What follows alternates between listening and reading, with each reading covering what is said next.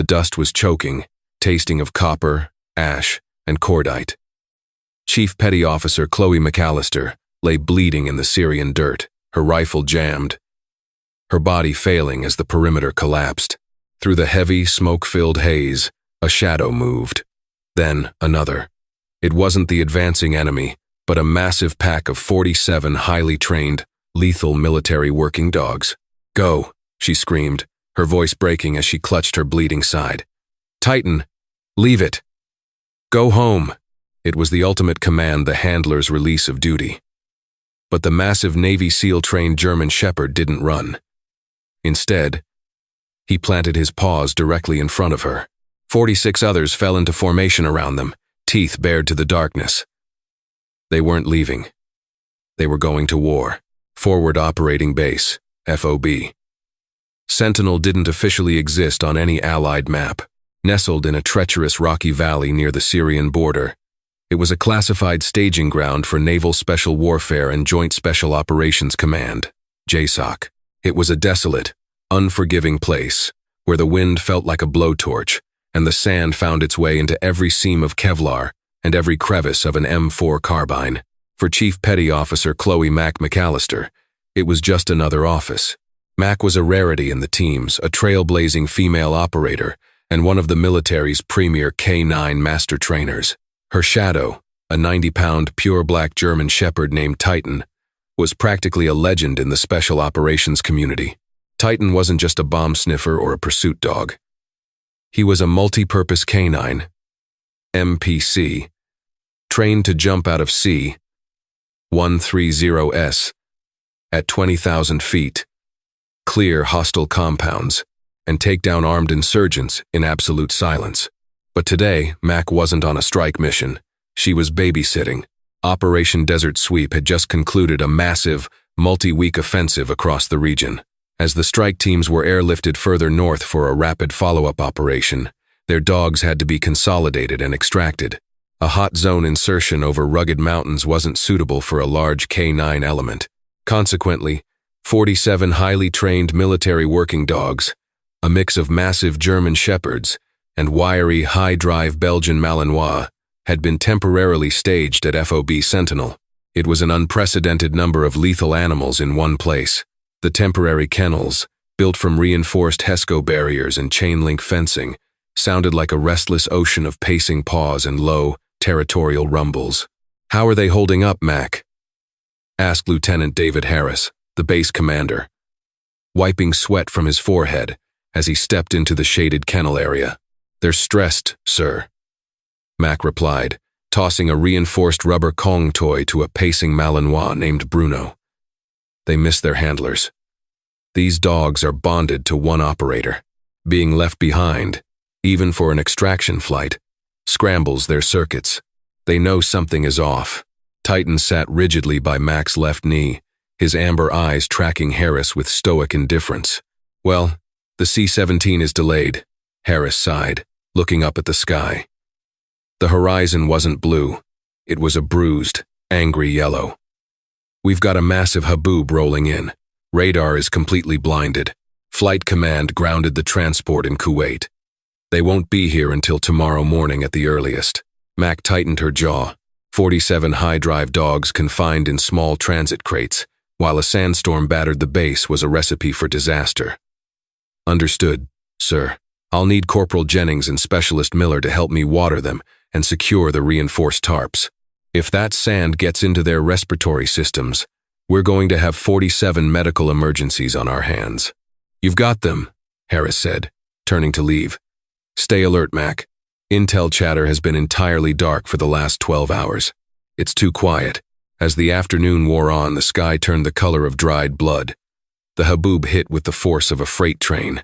The wind howled at 60 miles per hour, tearing at the base's perimeter netting and plunging the outpost into a suffocating, abrasive twilight.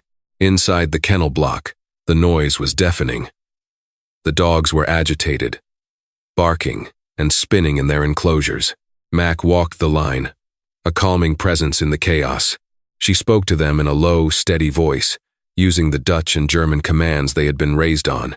Titan flanked her, acting as a stabilizing force. He was the alpha of the pack by proxy. Where he remained calm, the others drew confidence. "Easy, Bravo. Ruhig. Max," she murmured, securing a loose latch on a crate. She had just reached the end of the aisle when the ground violently heaved beneath her boots. It wasn't the wind. The deafening crack boom that followed tore through the howling storm, shaking the dust from the corrugated metal roof. A second explosion hit closer, throwing Mac against the chain-link fence. "Mortars!" A voice screamed over the base radio strapped to her chest. "We are taking incoming." Multiple impacts on the eastern wall. Mac's blood ran cold. Nobody launched a blind mortar attack in a zero-visibility sandstorm, unless they already had spotters on the ground. This wasn't random harassment fire. It was a coordinated siege. Chaos erupted. The base's siren wailed, a high-pitched mechanical shriek that was barely audible over the roaring wind, and the successive concussions of artillery fire. Mac. Corporal Jennings burst through the heavy plastic flaps of the kennel tent, his face smeared with dirt and panic. "They've breached the wire. Hostiles on foot. Dozens of them. They used the storm as cover."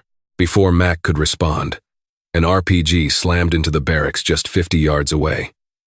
The shockwave blew Jennings off his feet and shattered the structural supports of the K9 staging tent. The heavy canvas roof began to sag, and a fire ignited on the right flank, licking greedily at the dry desert camouflage netting. The dogs went absolutely berserk. 47 animals, bred for combat, were trapped in metal boxes as the world exploded around them. Their barks turned into frantic, terrifying howls. "We have to get them out," Mac yelled, hauling Jennings to his feet. "If this tent collapses, they'll burn alive." "Are you crazy?"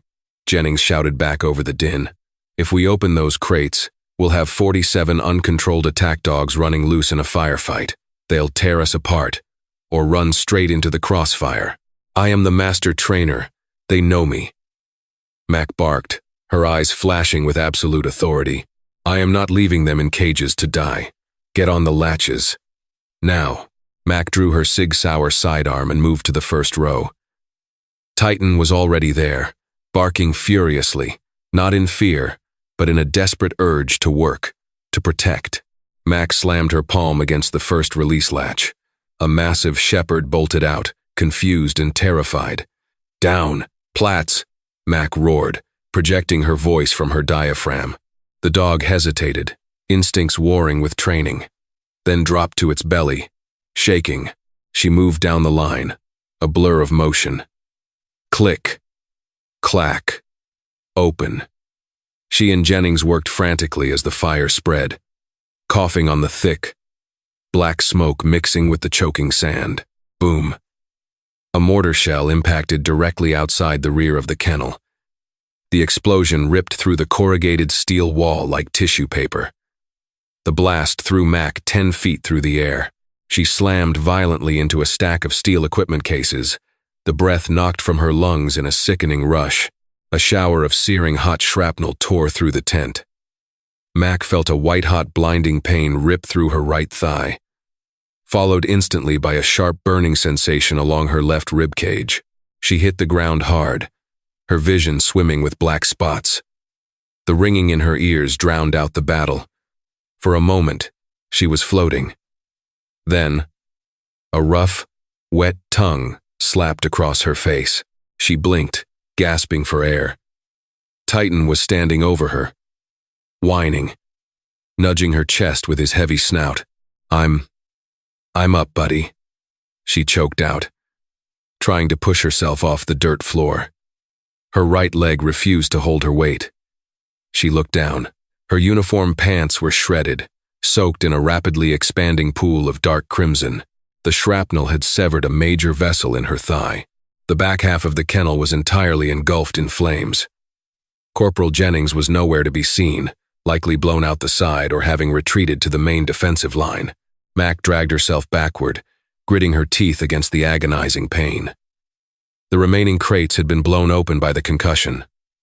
47 dogs were now loose. They were swirling around the flaming enclosure, a chaotic, terrifying mass of muscle and teeth. Some were whining, Others were snarling at the flames. Through the massive hole in the wall, Mac saw shadows moving in the dust. The enemy was advancing on the compound. Assault rifles flashing in the gloom, they were sweeping the area, systematically executing wounded personnel. "Out!" Mac screamed, coughing up smoke. "All of you, out!" "Rouse!" Using a broken tent pole as a crutch. Mac managed to haul herself upright. Titan stayed glued to her hip, physically supporting her weight. With sheer force of will, she limped toward the exterior courtyard, ushering the massive pack of dogs out of the burning death trap. They poured out into the sandstorm like a wave of shadows, but as Mac stumbled into the open courtyard, her leg gave out completely. She collapsed into the Syrian dirt, her blood mixing with the dust. She was entirely exposed, separated from the main American defensive line by 200 yards of open ground that was rapidly swarming with insurgents. She was bleeding out, and the enemy was closing in. The sandstorm raged, creating an apocalyptic theater of swirling orange dust and intermittent muzzle flashes. Mac lay on her back, her breath coming in ragged, shallow gasps. She fumbled blindly for the tourniquet on her tactical vest. Her fingers, slick with her own blood. She managed to loop it high on her thigh and twisted the windlass, biting back a scream as the nylon bit deep into her muscle, stanching the arterial flow. She was alive, but she was entirely immobile. Dead weight. Around her, the 47 dogs were in a state of frantic confusion. Without their specific handlers to give them targeted commands, their pack mentality had taken over. They were pacing in wide circles around the courtyard, their heads snapping toward the sounds of gunfire, unsure of who the target was. Some were whining, confused by the lack of direction. Through the haze, Mac saw 5 figures emerge from the gloom, no more than 50 yards away. They wore dark tactical gear, carrying AK-47s, speaking in sharp, guttural Arabic. They were sweeping the perimeter, looking for survivors. They spotted the movement of the dogs. One of the insurgents raised his rifle, aiming at a pacing Malinois. "No," Mac breathed. These weren't just animals. They were soldiers. They had ranks. They had saved countless American lives, sniffing out IEDs, taking bullets for their teams. Mac knew that if the insurgents realized they were military working dogs, they would slaughter them all without a second thought. And if the dogs attacked without a coordinated command, they would simply be gunned down in the crossfire. She had to get them out of here. She had to send them away. It is the hardest thing a handler can ever do. The bond between a military working dog and a handler is forged in blood and trust. To break that bond, to intentionally sever the connection and cast the dog away, goes against every fiber of their training and their heart. But Mac knew it was the only way to save them. The main base was heavily fortified.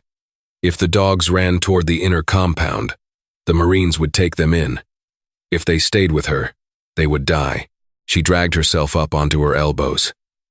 She found Titan in the gloom. The massive shepherd was standing a few feet away, his ears swiveling, sensing the approaching threat. "Titan," Mac barked, her voice cracking but carrying the sharp, unmistakable tone of a direct order. The black shepherd snapped his head toward her. The other dogs, recognizing the alpha command tone of the master trainer, paused. Dozens of glowing eyes turned toward her in the dust. Mac reached into the dirt, grabbed a heavy handful of rocks, and threw them weakly in the direction of the main base. "Go home," she screamed. "All of you. Gay, flee." She used the emergency dispersal command, a word only used when a handler's position is overrun and the dog must run to survive. "Titan, lauf. Run. Get out of here," she yelled, her heart breaking into a million pieces. "Leave it. Go." To emphasize the command, she threw another rock, hitting Titan squarely in the shoulder. It was a calculated, desperate cruelty. She had to make him believe he was dismissed. She had to make him abandon her. Titan flinched. He took one step backward. The other dogs, taking their cue from him, shifted their weight, their ears pinning back. The instinct to run, to seek the safety of the main pack inside the wire, was strong. Tears cut clean trails through the blood and dirt on Mac's face. "Please, Titan," she whispered into the wind. "Just go." The insurgents were 30 yards away now. They had spotted her lying in the dirt. One of them shouted, pointing his rifle directly at Mac. Mac closed her eyes, resting her head against the earth. She had done her job. The dogs would run. She drew her sidearm, prepared to make her final stand, to buy them a few seconds of distraction.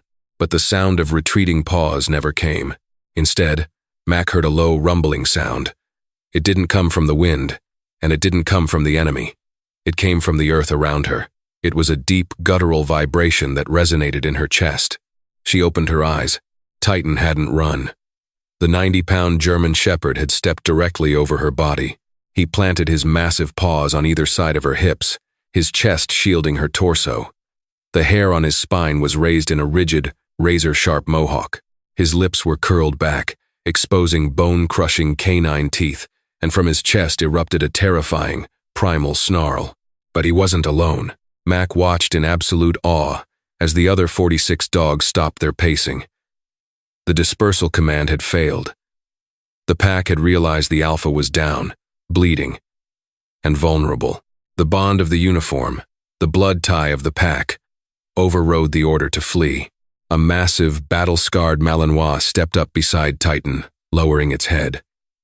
Then came a sable shepherd, then another. Like phantoms materializing from the sandstorm, the dogs closed in. They didn't run away. They ran toward her. Within seconds, 47 highly trained, lethal predators formed a tight, 360-degree defensive perimeter around Mac's fallen body. They stood shoulder to shoulder, a living, breathing wall of muscle and teeth. The low rumbles grew into a deafening, unified roar of absolute defiance. The 5 insurgents froze in their tracks, the barrels of their rifles lowering in sheer shock. Through the swirling dust, they were no longer looking at a wounded American soldier. They were staring down a furious, unified army of wolves, and the dogs were ready to tear the world apart to protect their handler. The standoff in the swirling amber dust felt like it lasted an eternity. Though it was only a matter of seconds, the 5 armed men stood frozen, their AK-47s half-raised, paralyzed by a primal, deeply ingrained human terror. They were staring into a literal wall of apex predators. The leader of the insurgent scouting party wasn't a local fighter. Through the heavy particulate haze, Mac's blurring vision registered a face wrapped in a tactical shema, but his eyes were pale blue, and his gear was high-end Western tactical kit. His name was Elias Stone, a ruthless ex-paramilitary mercenary hired to spearhead the breach. Stone lowered his rifle an inch, his eyes wide as he assessed the situation. He recognized the tactical vests strapped to the dogs, the lightweight Kevlar, the mounting brackets for infrared cameras. "Don't shoot," Stone ordered his men in gruff, accented English, his voice barely carrying over the howling haboob. "Those are American NPCs.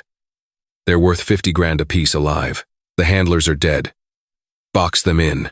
It was a fatal miscalculation. Stone assumed that without a handler barking explicit attack commands, the dogs were just confused animals, easily intimidated by a show of force. He didn't understand the bond of the pack, nor did he realize that the alpha was still alive, bleeding in the dirt right behind them. Mac saw Stone signal his men to spread out and encircle the pack. She knew exactly what was about to happen. These dogs were not trained for intimidation. They were trained for kinetic strikes. The moment the men stepped into their critical space, the threshold of aggression would be crossed. "Titan," Mac gasped, her voice barely a whisper against the roaring wind. "Fass." It was the German command for bite. But she didn't need to say it. As the man to Stone's right took a heavy, aggressive step forward, raising the stock of his rifle to bash a snarling Belgian Malinois, the invisible tripwire snapped. Titan moved with a speed that defied his massive 90-pound frame. He didn't run. He launched himself like a coiled spring released from a trap. In a single, terrifying bound, the black German Shepherd cleared the space between the defensive perimeter and the insurgent. He hit the man square in the chest, 70 pounds of pure kinetic energy. The impact sounded like a car crash. The insurgent's ribs cracked under the force, and he was thrown violently backward into the dirt, his rifle flying from his grip. Titan's jaws clamped onto the man's dominant shoulder, crushing through the tactical vest and into the clavicle with thousands of pounds of per square inch pressure. The insurgent's scream pierced the sandstorm, a high-pitched wail of absolute agony. That scream was the starter pistol. The remaining 46 dogs exploded into action. It was not a chaotic brawl. It was a flawlessly executed, highly tactical assault. These animals had spent years in rigorous JSOC training programs, learning how to neutralize armed targets in close-quarters combat. They operated with a lethal, terrifying synergy. The Malinois lighter, faster, and aggressively high drive went for the high targets. A wiry, scarred Malinois named Bruno leaped 6 feet into the air, his teeth finding the forearm of the second insurgent just as the man squeezed his trigger. The AK-47 discharged wildly into the sky, firing a useless burst into the dust before Bruno dragged the man to his knees. Instantly, a massive sable shepherd hit the same man from the side, clamping onto his thigh and taking away his mobility. The third and fourth insurgents panicked. They began firing blindly from the hip. Tracers zipped through the dust, kicking up geysers of sand around Mac. "Down!" Stone screamed, diving into the dirt as his own men fired wildly. A bullet grazed the flank of a young shepherd named Ranger, leaving a sharp red line across his tan fur. Ranger didn't even whimper. The pain only ignited his combat drive. He pivoted and launched himself at the shooter's legs, knocking him off balance. Mac watched the chaos unfold from the ground, her hand gripping her sidearm, her vision tunneling from blood loss. The sheer violence of the dogs was awe-inspiring and terrifying. They were completely silent now. Aside from the heavy, guttural growls of dogs actively engaged with their targets, there was no barking. They were working. Within 30 seconds, 4 of the 5 men were incapacitated, screaming and thrashing in the dirt as the dogs pinned them down, rendering them completely incapable of fighting back. The sheer overwhelming number of dogs meant that every time a man tried to strike one animal, 3 more were on him in a heartbeat. Elias Stone, realizing his catastrophic error, had scrambled backward into the thickest part of the dust cloud. He abandoned his men without a second thought. He raised his rifle, aiming directly for the mass of dogs to cut a path of retreat. Before his finger could find the trigger, a dark shape dropped from the roof of a nearby blown-out supply container. A massive, heavily muscled Dutch shepherd named Duke, trained specifically for vertical clearing and drop assaults, landed directly on Stone's back. Stone collapsed under the immense weight, his face smashing into the rocky ground. Duke's jaws locked onto the back of Stone's tactical helmet, tearing it violently sideways and pinning the mercenary's face into the Syrian dirt.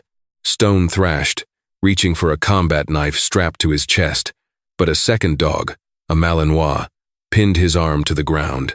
The immediate threat was neutralized. The 5 men were down, completely overwhelmed by the pack. But the victory was incredibly precarious. Mac knew that the dog's adrenaline was maxed out. Without a handler to issue an out command, they would tear the men apart, and the resulting noise and chaos would draw the entire insurgent assault force directly to her position. She forced herself to take a deep, agonizing breath. Her chest burned where the shrapnel had torn through her intercostal muscles. "Out!" Mac screamed, putting every ounce of her remaining strength into projecting her voice. "Aus! Leave it!" The command cut through the frenzy. Titan was the first to obey. He released his grip on the shattered shoulder of the first insurgent, shaking his head to clear the blood from his muzzle. He took a rigid step back, his eyes locked on the weeping, terrified man on the ground. Seeing the alpha stand down, the rest of the pack slowly, reluctantly complied. They released their grips, stepping back. But they did not retreat. They formed a tight, aggressive circle around the 5 moaning men, their teeth still bared, low warning growls rumbling in their chests. "Here!" Mac yelled, slapping her hand against the bloody dirt beside her. "Here!" Instantly, the 47 dogs abandoned the prisoners. They surged back to Mac, swarming around her in a frantic, protective wave. Titan pushed his way to the front, shoving his heavy, blood-stained muzzle into the crook of Mac's neck, whining softly. "Good boy," Mac whispered, her trembling hand stroking his ears. "Good boys, all of you." But as Mac looked past the dogs, into the swirling yellow darkness, her heart sank. Over the howling of the wind, she heard a new sound. It wasn't the pop of small arms fire. It was the deep, rhythmic, terrifying thud of a heavy diesel engine. Headlights cut through the haboob like glowing, demonic eyes. A modified Toyota Hilux, a technical, was rolling slowly into the courtyard, its bed mounted with a massive, Soviet-era DSK heavy machine gun. Teeth and muscle could tear a man apart, but they could do absolutely nothing against half-inch armor-piercing rounds. The headlights of the approaching technical painted the swirling sand in terrifying, strobing flashes. The heavy diesel engine idled aggressively, vibrating the loose rocks beneath Mac's bloody boots. Panic, cold and sharp, finally pierced through Mac's battle-hardened exterior. A heavy machine gun would turn the courtyard into a meat grinder. It wouldn't just kill her. It would annihilate the dogs in a matter of seconds. "We can't stay here," Mac muttered, coughing as the dust coated the back of her throat. She looked wildly around the perimeter. About 40 yards to her left, half buried under a collapsed section of the reinforced perimeter wall, sat the blackened, rusted husk of an old MRAP, mine-resistant ambush-protected vehicle. It had been destroyed in an IED blast months ago and towed into the courtyard to be stripped for parts. Its heavy V-shaped hull and ballistic steel chassis were still intact. It was the only cover available. "Titan," Mac gasped, grabbing the heavy nylon tracking harness strapped to the shepherd's chest. "We have to move." She tried to push herself up, using Titan for leverage, but her body completely failed her. The blood loss from the shrapnel wound in her thigh was critical. The tourniquet had stopped the bleeding, but hypovolemic shock was rapidly setting in.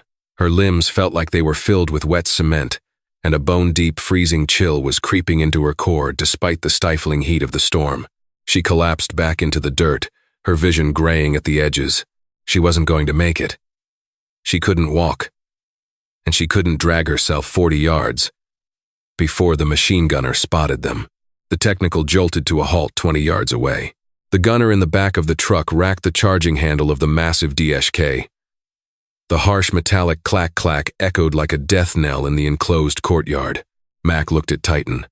The dog stared back, his amber eyes intensely focused, reading the distress in her dilated pupils. "Pull," Mac whispered, weakly looping her right arm through the heavy D-ring on the back of Titan's harness. She then grabbed the drag handle stitched into the back of her own tactical plate carrier with her left hand, presenting it to the dog. "Titan. Zia. Pull."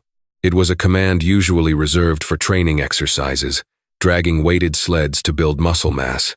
Titan had never pulled a fully geared, wounded human. The shepherd didn't hesitate. He clamped his massive jaws firmly around the heavy nylon webbing of Mac's drag handle, right behind her neck. He braced his paws in the loose dirt, lowered his center of gravity, and threw his entire 90-pound body weight backward. Mac groaned in agony as her body scraped across the jagged, rocky terrain. But she was moving. Seeing their alpha working, the rest of the pack fell into line. They didn't just follow. They created a moving, biological smokescreen. The Malinois and shepherds began to dart and weave frantically around Mac and Titan, kicking up massive clouds of sand, obscuring the gunner's line of sight. Thud, thud, thud, thud. The heavy machine gun erupted. The noise was physically deafening, a concussive shockwave that rattled Mac's teeth. Tracers the size of carrots sliced through the sandstorm, impacting the dirt courtyard with the force of small bombs. Geysers of earth and rock exploded all around them. "Keep going, buddy, keep going," Mac urged, gritting her teeth against the jarring pain as Titan dragged her backward, inch by agonizing inch. A heavy round struck the ground just inches from Mac's boot, sending a shower of razor-sharp rock fragments into her already shredded leg. She bit completely through her bottom lip to stop from screaming. The dogs were absolutely magnificent. Despite the terrifying noise and the concussive impacts tearing up the earth around them, they did not break formation. They stayed tight to Mac, their bodies brushing against hers, their collective movement making it impossible for the gunner to lock onto a single human target in the dense dust. A bullet clipped the rusted fender of the MRAP, showering sparks into the air. They were close. 10 yards. 5. Under, Mac yelled. Titan released the drag handle and shoved his snout under Mac's shoulder, physically rolling her beneath the immense, heavy steel undercarriage of the destroyed vehicle. Mac dragged her injured leg under the chassis just as a sustained burst of heavy machine gun fire ripped into the dirt exactly where she had been seconds prior. The bullets hammered against the thick ballistic steel of the MRAP's hull above them. The noise inside the metallic echo chamber was horrifying, but the armor held. They were shielded. Mac lay flat on her back beneath the axle, gasping for air, her heart hammering a chaotic rhythm against her ribs. Immediately, the 47 dogs swarmed in beneath the vehicle with her. It was a tight, suffocating fit under the MRAP, but the pack didn't care about personal space. Instinct took over. They recognized that their handler was dying, succumbing to the freezing effects of severe shock. They began to pile on top of her. Titan lay directly across her chest, his heavy, warm body pressing against her tactical vest. Bruno and Duke wedged themselves against her sides, their thick fur providing immediate insulation. The others packed in tight around her legs, head, and shoulders, forming a dense, living thermal blanket. Beneath the deafening roar of the machine gun fire striking the armor above, Mac heard the synchronized, rhythmic panting of 47 dogs. The sheer volume of their combined body heat was incredible. It seeped through her blood-soaked uniform, pushing back the freezing edge of shock. She was entombed in fur and muscle, a fortress within a fortress. Suddenly, a sharp burst of static hissed from the tactical radio strapped to her chest, pinned beneath Titan's paw.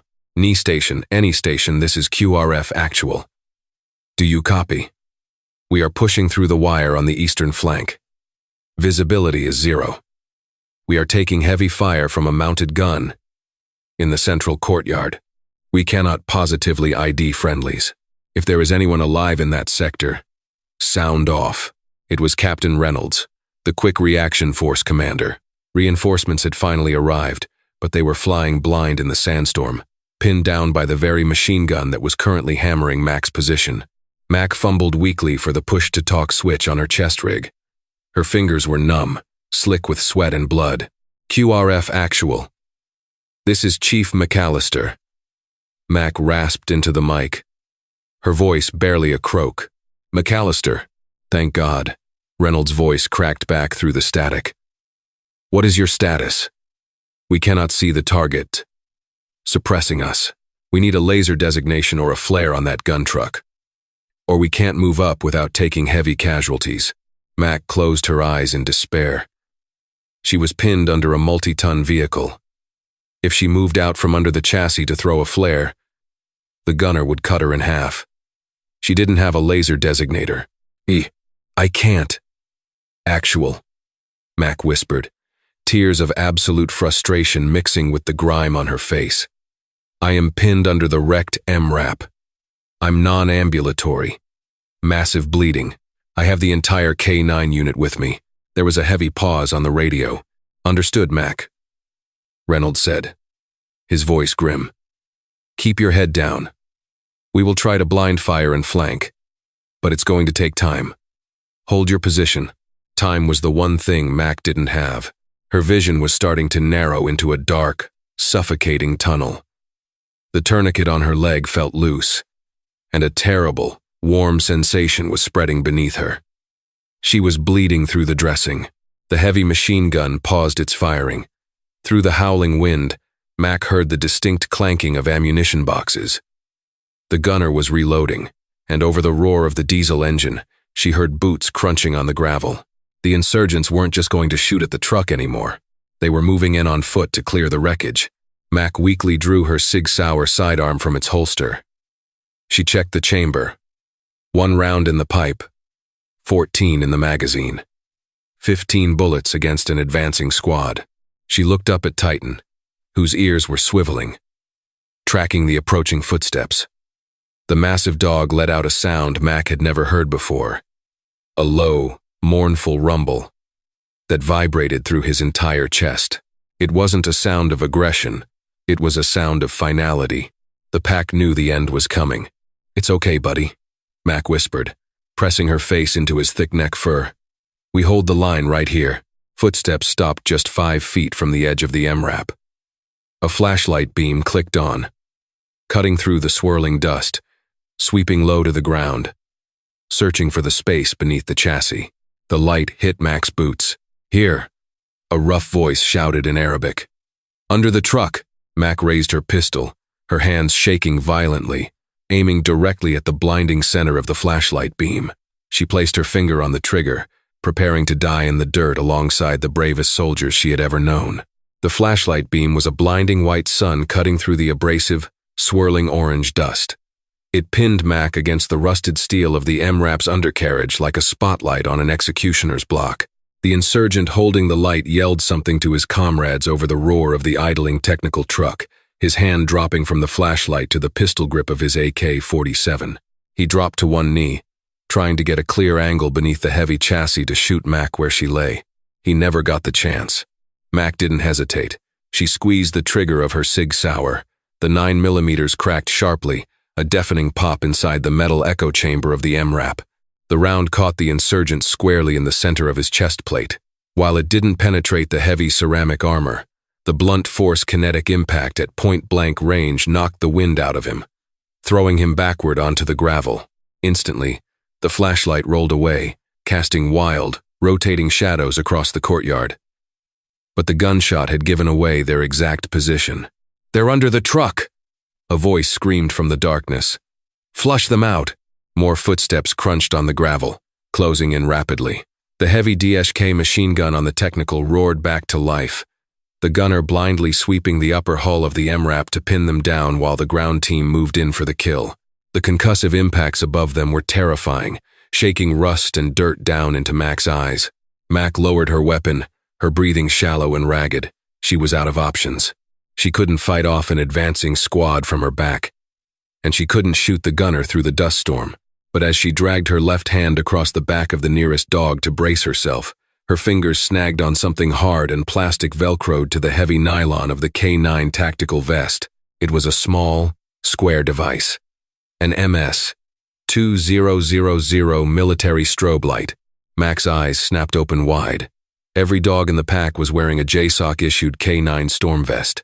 Standard operating procedure for night operations dictated that these vests be equipped with infrared IR strobes, so that Overwatch helicopters and drone operators wearing night vision goggles, NVGs, could track the dog's movements without alerting the enemy to their presence. To the naked human eye, the IR strobe emitted nothing. To a soldier, looking through night vision tubes, it was as bright as a lighthouse. A desperate, wild plan formed in Mac's fading mind. "Viper," she gasped, shifting her gaze to the wiry, high-drive Belgian Malinois pressed against her left side. Viper was the fastest dog in the unit, an absolute missile built for pursuit and takedowns. Mac grabbed the heavy handle on Viper's back and pulled him closer. With trembling, blood-slicked fingers, she fumbled with the small switch on the plastic strobe attached to his harness. Click.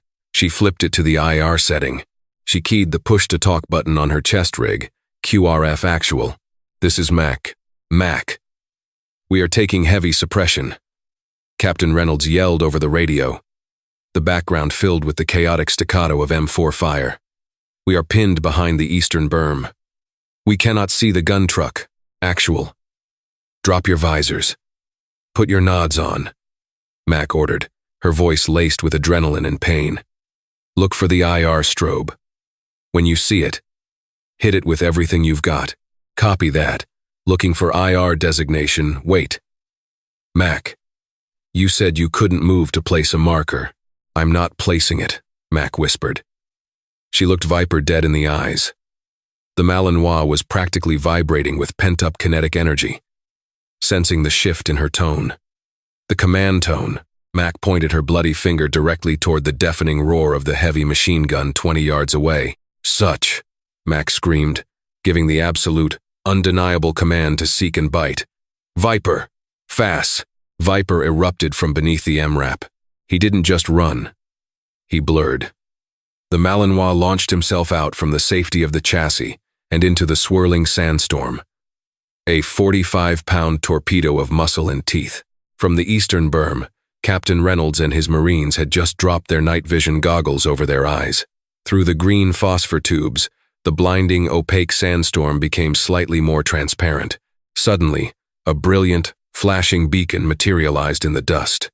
It was Viper's IR strobe, blinking like a massive, undeniable star. But it wasn't stationary. The beacon was moving at over 30 miles an hour in a frantic, zigzagging sprint directly toward the center of the courtyard. "I have the strobe," Reynolds shouted over the comms. It's moving fast. It's charging the gun." Viper closed the 20-yard gap in less than 2 seconds. He didn't hesitate at the sight of the massive Toyota Hilux. Using the hood of a nearby blasted sedan as a springboard, Viper leaped 8 feet into the air, clearing the tailgate of the technical truck. The gunner never saw him coming. Viper slammed into the man's chest, his jaws locking onto the thick fabric of the gunner's tactical rig. The sheer momentum ripped the man's hands off the spade grips of the DSK heavy machine gun. The weapon immediately fell silent. "Target designated," Reynolds roared. "Light it up. AT-4, backblast clear." A Marine hoisted a disposable anti-tank rocket launcher onto his shoulder, aiming directly for the flashing IR strobe that was now thrashing wildly in the bed of the technical. "Viper, higher!" Max screamed over the radio, praying the dog could hear her over the chaos. "Recall! Recall!" On the truck, Viper heard the Alpha command through the earpiece integrated into his tactical vest. Training overrode his kill drive. He released his grip on the screaming gunner, leaped over the side of the truck, and hit the dirt, sprinting back toward the MRAP just as the Marine squeezed the firing mechanism. Whoosh! The AT-4 rocket cut through the haboob, leaving a glowing trail of propellant in its wake. It struck the engine block of the technical dead center. The explosion was catastrophic. A massive fireball of orange and black ripped through the courtyard, instantly incinerating the truck and throwing the gunner into the swirling dust. The shockwave rolled over the MRAP, deafening Mac and sending a wave of searing heat under the chassis. The heavy gun was silenced. The living beacon had worked. The blinding flash of the AT-4 explosion temporarily illuminated the entire courtyard, turning the sandstorm into a terrifying canvas of fire and flying metal. The heavy DSK machine gun, the primary weapon pinning down the American Quick Reaction Force, was completely neutralized, reduced to a burning heap of twisted steel. Under the MRAP, Mac let out a ragged, agonizing breath. Her head fell back against the rocky dirt. She had pushed herself beyond the physical limits of human endurance. The adrenaline that had kept her conscious was finally burning out, replaced by the heavy, pulling tide of severe blood loss. Viper slid back under the vehicle, panting heavily, smelling of cordite and diesel fuel. He immediately shoved his way back into the tightly packed mass of dogs, pressing his warm body against Mac's shivering side. "Good boy," Mac mouthed, though no sound came out. Her eyes were half open, staring blankly at the rusted metal directly above her. But the battle wasn't over. Elias Stone, the mercenary leader, had survived the blast by diving behind a concrete barrier. He was covered in dirt and blood, his high-end tactical gear shredded. He looked at the burning wreckage of his gun truck and then toward the eastern perimeter, where the M4 fire was intensifying.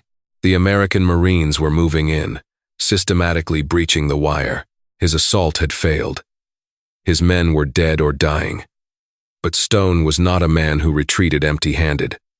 His eyes locked onto the rusted MRAP. He knew the master K9 trainer was under there, wounded and vulnerable. If he couldn't take the base, he could at least take his revenge. "With me," Stone roared to his 3 remaining fighters. He drew a heavy tactical shotgun from a scabbard on his back. "Flush her out." The 4 men abandoned all tactical cover and rushed the MRAP, screaming in sheer, desperate rage. Titan felt the vibration of their heavy boots charging across the courtyard before he heard them. The massive black shepherd stood up beneath the low clearance of the truck. He didn't growl. He didn't bark. He just stared out into the swirling dust, his amber eyes burning with a terrifying, primal clarity. Titan looked down at Mac. Her eyes were closed. Her breathing was dangerously shallow. The Alpha was down. Titan stepped out from under the MRAP. He didn't wait for a command. He didn't wait for the enemy to reach the perimeter. Titan met them in the open. As Stone and his men closed to within 10 yards, Titan unleashed a roar that sounded more like a lion than a dog, and charged. The remaining dogs beneath the truck, the massive shepherds, the scarred Malinois, The explosive sniffing Labradors surged out from their shelter behind him. It was a tidal wave of fur, muscle, and absolute fury. Stone fired his shotgun from the hip. The buckshot grazed the shoulder of a Malinois named Rex, but the dog didn't even flinch. Before Stone could pump the action to chamber another round, Titan was on him. Titan didn't go for a limb. He launched himself directly at Stone's chest, hitting the mercenary with the force of a battering ram. Stone's shotgun flew from his hands as Titan's jaws clamped violently onto his heavy tactical rig, dragging the man down into the dirt. The other 3 insurgents were instantly engulfed. It was close-quarters chaos. The men tried to use their combat knives, wildly slashing at the dark shape swarming them. But they were hopelessly outnumbered and completely overwhelmed by the sheer, unadulterated aggression of the pack. The dogs fought with a synchronized brutality, moving in fluid, overlapping strikes that gave the men zero chance to defend themselves. "Hold your fire! Hold your fire!" A commanding voice bellowed over the wind. Captain Reynolds and the vanguard of the Quick Reaction Force breached the courtyard, their tactical flashlights cutting through the thinning haboob. The Marines raised their rifles, but they froze in absolute disbelief at the scene unfolding before them.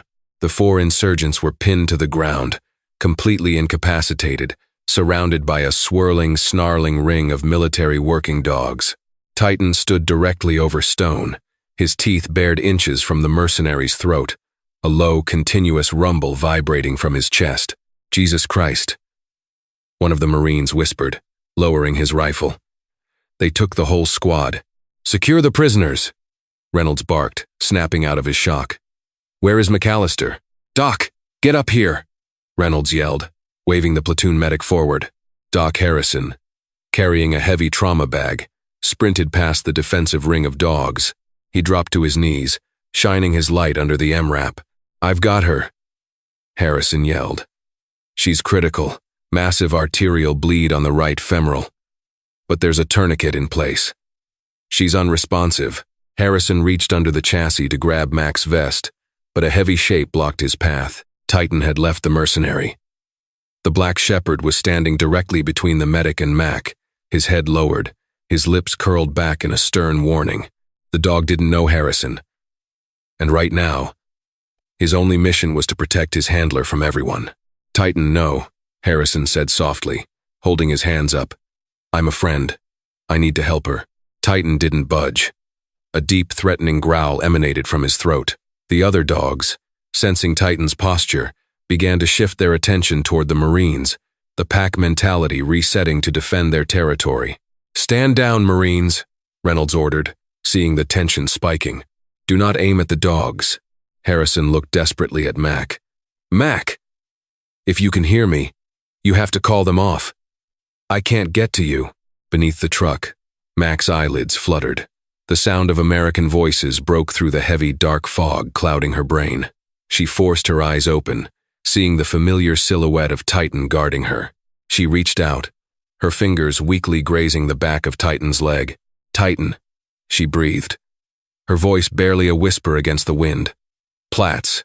Down." Titan immediately stopped growling. He looked back at Mac, his ears dropping. He whined softly, a sound of profound worry. "Good boy," Mac whispered, forcing a tiny blood-stained smile. Stand down." Titan stepped aside, dropping to his belly in the dirt, though his eyes never left Harrison. Harrison scrambled under the truck, immediately ripping open his trauma kit. He packed the shrapnel wound with hemostatic gauze and cinched down a second tourniquet above the first, his hands moving with practiced, frantic speed. "We need a litter. Now," Harrison screamed over his shoulder. "She's coding. We need to get her to the surgical tent right now." 2 Marines slid under the MRAP with a foldable combat litter. They carefully rolled Mac onto the canvas. As they pulled her out from under the heavy steel chassis, the storm began to break, the raging winds dropping to a low, mournful howl. As the Marines lifted the litter, they were met with an incredible sight. 47 military working dogs formed a perfect, silent corridor. They didn't bark. They didn't pace. They stood at strict attention, their eyes tracking Mac as the medics rushed her toward the base medical facility. Titan walked directly underneath the litter, his head perfectly aligned with Mac's dangling, blood-stained hand. refusing to leave her side. The interior of the surgical tent at FOB Sentinel was a blur of harsh fluorescent lights and the terrifying high-pitched mechanical whine of vital monitors. Doc Harrison didn't wait for an operating table. They left Mac on the canvas litter, instantly cutting away her blood-soaked tactical gear. Pressure is crashing. She's 80/40 and dropping, Harrison shouted, his hands stained crimson as he clamped a heavy hemostat deep into the torn muscle of Mac's right thigh to secure the ruptured femoral artery. Hang 2 units of O negative, wide open. Push epinephrine, now. Outside the heavy canvas flaps, the haboob was finally dying, the howling wind replaced by the rhythmic, heavy thumping of helicopter rotors. An HH-60 Pavehawk medevac chopper call sign Dustoff 7 had pushed through the tail end of the storm, risking a zero-visibility landing to extract the critically wounded chief. "We have to move her. The bird is on the deck and burning fuel," Captain Reynolds yelled, bursting into the tent. "She's barely stabilized." Harrison snapped, squeezing a bag of IV fluids. "If she loses another pint of blood, her heart will stop." "Let's go. Lift her." 4 Marines hoisted the litter and sprinted toward the landing zone. The rotor wash of the massive helicopter kicked up a secondary sandstorm, stinging their faces. Flight Medic Sergeant Kyle Miller was hanging out the side door, frantically waving them in. They slid Mac's litter onto the steel floor racks of the chopper. As Harrison climbed in to hook her up to the onboard monitors, a massive, black shadow bounded up the helicopter's ramp. "Whoa, whoa. No dogs on the bird. Get him out of here," Miller shouted, trying to physically block the 90-pound German Shepherd. Titan didn't growl. But he didn't stop either. He simply lowered his head and drove his heavy shoulder into the flight medic's chest, pushing the man aside with sheer brute force. He stepped over the complex web of IV lines and planted himself directly beside Mac's head, his amber eyes locking onto the flight medic with an unflinching, terrifying intensity. "Captain, get this animal off my bird. We don't have the space," Miller yelled over the deafening roar of the twin turbine engines. Reynolds stood on the tarmac looking at the dog, then at the bloodless gray face of Chief McAllister. He knew what that dog had just done in the courtyard. "That dog is JSOC personnel, Sergeant," Reynolds roared back, stepping away from the chopper. "He rides with her. If you try to remove him, you'll lose an arm. Take off." "Go," Miller cursed, slamming the side door shut as the Pavehawk violently lifted off the Syrian dirt, banking hard into the night sky toward a secure military hospital in Kuwait. The flight was a nightmare. The turbulence was severe, tossing the heavy helicopter through the sky like a toy. Inside the cabin, it was freezing. Mac lay unnaturally still, her skin the color of ash. 10 minutes into the flight, the terrifying, sustained tone of the cardiac monitor pierced through the noise of the rotors. "Beep. She's coding," Miller screamed, diving toward her chest. "V-fib, starting compressions." Miller placed his hands on Mac's chest and began brutal, heavy compressions, fighting the turbulence of the chopper. "Come on, Mac. Don't do this. Push another milligram of epi," he yelled to Harrison. Nothing. The monitor showed a flat, jagged line. Her heart, completely starved of blood, had simply given out. "I'm losing her." "Charge the paddles to 200, Miller ordered, grabbing the heavy defibrillator. "Clear." The shock lifted Mac's torso off the litter, but the monitor remained a flat, screaming line. "Charge to 300. Clear." Again. Nothing. 2 minutes of CPR yielded 0 results. Mac was slipping into the dark. Miller fell back onto his heels, his chest heaving, looking at Harrison with grim defeat. They had lost her. Suddenly, Titan moved. The massive dog, who had remained perfectly still despite the chaos, stepped forward. He ignored the screaming medical equipment. He lowered his heavy black snout and pressed it forcefully against the side of Mac's neck, right over her carotid artery. He didn't just lay his head there. He whined a piercing, high-frequency, desperate sound that cut through the noise of the helicopter engines. It was the sound of a pack alpha calling to a lost member. He nudged her chin violently, barking a sharp, commanding woof directly into her ear, demanding her attention, demanding her to wake up. Beep. Miller blinked, looking up at the monitor. Beep, beep, beep. The flat line broke. A weak, erratic rhythm spiked across the screen, then slowly solidified into a steady, marching beat. The heavy dose of epinephrine had finally circulated. Or perhaps, as Miller would later swear in his official report, the dog had literally called her back from the dead. "We have a pulse," Miller shouted, scrambling back to the IV lines. "She's back. Heart rate is 60 and climbing. Keep pushing fluids." Titan didn't move an inch. He kept his heavy head rested directly over Mac's heart for the remainder of the 2-hour flight. A living anchor, tethering her to the world of the living. 3 months later, Walter Reed National Military Medical Center, Bethesda, Maryland.